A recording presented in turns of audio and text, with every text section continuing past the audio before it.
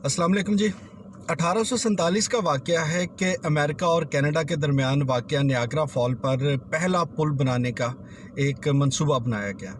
और उस मंसूबे के लिए जो इंजीनियर थे उन्होंने जब तखमीना लगाना शुरू किया तो उनको अंदाज़ा हुआ कि इस पुल की लंबाई जो है वो 700 फीट होगी। अब पुल के आगाज़ के लिए जो सबसे इब्तदाई काम था, जो सबसे मुश्किल लग रहा था, वो ये था कि इन दोनों किनारों को क्रॉस करते हुए कैसे लोहे की पहली तार डाली जाएगी। अब यूँ कह लीजिए कि नियाग्रा फॉल के एक सिरे पे आप खड़े हैं और दूसरे सिरे तक पहुंचाने के लिए आपको जो पहली लोहे की तार डाली जाएगी जहां से पुल के बनने का आगाज़ होगा, वो बुनियाद कैसे बांधी जाए।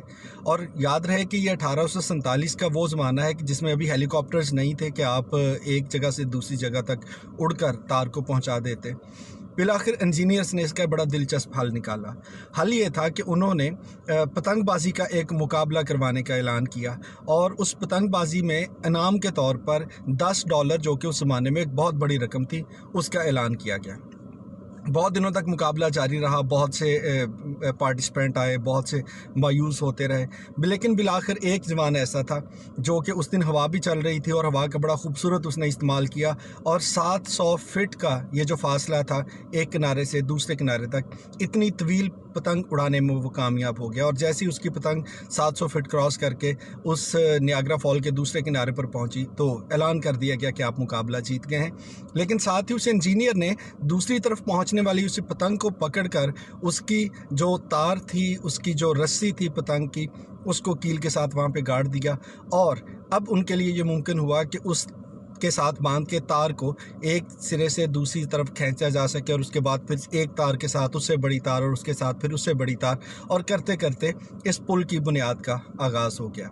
अभी ये जो दिलचस्प सा वाक़या है, दिलचस्प सा किस्सा है, ये बुनियादी तौर पे चंद एक कहानियाँ हमें ज़िंदगी में देता है।